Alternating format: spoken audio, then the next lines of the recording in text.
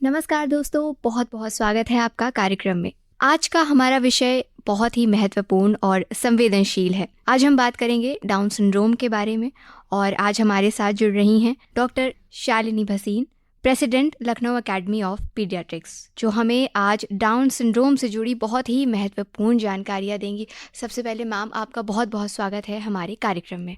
धन्यवाद। आपने हमें ये मौका दिया कि हम यहाँ आएँ और लोगों को डाउन सिंड्रोम के बारे में जागरूकता पैदा करें और उनको इसके विषय में कुछ बातें बताएं। जी, आइए दोस्तों शुरुआत करते हैं बुनियादी बातों से। मैम, सबसे पहले ये बताइए कि डाउन सिंड्रोम वास्तव में होता क्या है? देखिए, डाउन सिंड्रोम जो है वो एक जेनेटिक कंडीशन है। चले हम आपको 8वीं क्लास की जीव विज्ञान क्लास में ले चलते हैं, बायोलॉजी क्लास में, जहाँ आपने सुना होगा और पढ़ा होगा कि हमारा शरीर कई सेल्स से बनता है, कोशिकाओं से बनता है, और इन सेल्स के अंदर एक न्यूक्लियस होता है। उस न्यूक्लियस में जेनेटिक मटेरियल होता है, डीएनए, जो कि क्रोमोसोम्स का बना होता है। तो नॉर्मली किसी व्यक्ति के शरीर में 46 यानी कि 46 क्रोमोसोम होते हैं, जो कि 23 जोड़े होते हैं क्रोमोसोम्स के।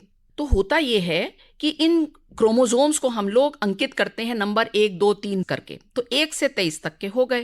डाउन सिंड्रोम में जो 21 नंबर का क्रोमोसोम होता है वो 2 होने की जगह 3 होते हैं, तो एक एक्स्ट्रा कॉपी बन जाती है क्रोमोसोम 21 नंबर की। यानी कि उस व्यक्ति के डीएनए में 47 क्रोमोसोम्स होते हैं 46 की जगह। तो ये जो एक्स्ट्रा क्रोमोसोम होता है ना, ये उस व्यक्ति के दिखने, सीखने और विकसित होने के तरीके को प्रभावित करता है, लेकिन ये उन्हें एक खुशहाल और पूर्ण जीवन जीने से नहीं रोकता है, यानी उनकी क्षमताओं को परिभाषित नहीं करता है। और अगर हम इन लोगों को सही सहायता दें तो डाउन सिंड्रोम वाले लोग पूर्ण जीवन जी सकते हैं। जी मैम, इस स्थिति के क्या लक्षण और क्या विशेषताएं होती हैं? देखिए, लक्षणों की अगर हम बात करें तो डाउन सिंड्रोम के लोग बाकी लोगों से थोड़े भिन्न होते हैं। उनके तुलना में वो धीरे सीखते हैं। उनके चेहरे की विशेषताएं कुछ अलग होती हैं, जैसे उनके बादाम के आकार की आंखें होती हैं, चपटी नाक होती है। इसके अलावा कुछ स्वास्थ्य संबंधी समस्याएं भी हो सकती हैं, जैसे दिल की समस्याएं या कमजोर मांसपेशियां, मसल्स। और लेकिन ये ध्यान रखें कि बहुत ही प्यार करने वाले ये लोग होते हैं, बहुत खुश मिजाज होते हैं, मिलनसार स्वभाव के होते हैं, और जनरली इनके बहुत फ्रेंड्स होते हैं, क्योंकि ये हमेशा एवर स्माइलिंग लोग होते हैं। हाँ, ये जरूर है कि हर किसी की तरह उनके पास भी अपने अलग व्यक्तित्व, योग्यताएं और प्रतिभाएं होती हैं। मैम, जैसा कि आपने बताया कि ये बाकी लोगों से थोड़े डिफरेंट होते हैं, थोड़े भिन्न होते हैं, तो उनको नॉर्मल लोगों के साथ इंक्लूड करना क्यों इतना इम्पोर्टेंट है? देखिए, ये तो बिल्कुल बहुत ज़रूरी बात है, क्योंकि होते तो वो बिल्कुल हमारे जैसे हैं। वे स्वीकार किए जाना चाहते हैं, बहिष्कृत नहीं।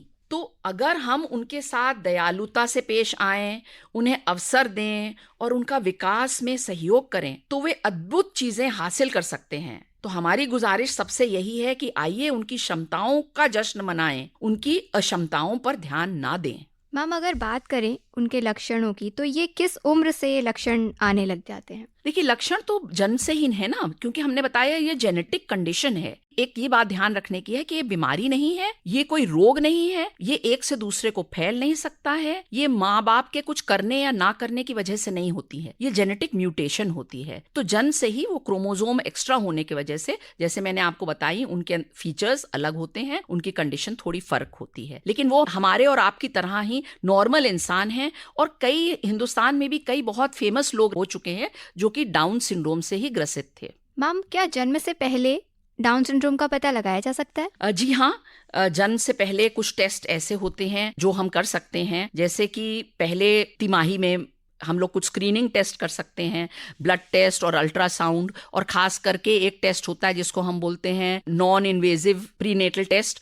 उस टेस्ट से बच्चे का डीएनए माँ के ब्लड टेस्ट से पता चल जाता है। तो हम माँ का ब्लड टेस्ट करते हैं और उसमें बच्चे के डीएनए भी आ जाते हैं, तो इससे हमें शंका हो सकती है। ये स्क्रीनिंग टूल है, तो इससे पता चल सकता है कि शायद बच्चे को डाउन सिंड्रोम हो, और बाद में हम इसके लिए स्पेसिफिक डायग्नोस्टिक टेस्ट कर सकते हैं माँ के, गर्भवती माँ के एमनियोसेंटेसिस कर सकते हैं और कोरियोनिक विलस सैम्पलिंग भी कर सकते हैं। ये थोड़ा सा खतरनाक होता है, बहुत नहीं, लेकिन बहुत एक्यूरेट होता है और इससे डायग्नोसिस पूर्णतः मिल सकती है। जी मैम, क्या ये बच्चे नॉर्मल स्कूल में जा सकते हैं? जी बिल्कुल, नॉर्मल स्कूल में भी जा सकते हैं और पढ़ाई भी कर सकते हैं अच्छी। और हमारे पास तो इतने अच्छे पेंटर्स, आर्टिस्ट, आपने शायद ये थिरके करके मूवी भी देखी होगी, उसमें गोपी कृष्णन वर्मा थे, उन्होंने लीड रोल किया है उसमें। अब्दुल लतीफ है, मार्शल आर्टिस्ट हैं, और अनवी योगा ट्रेनर, ये सब बहुत फेमस लोग हैं जो कि डाउन सिंड्रोम से ग्रसित हैं, लेकिन ट्रेनिंग सही मिली और इन लोगों ने अच्छा एक मकाम हासिल किया। एक बात और थी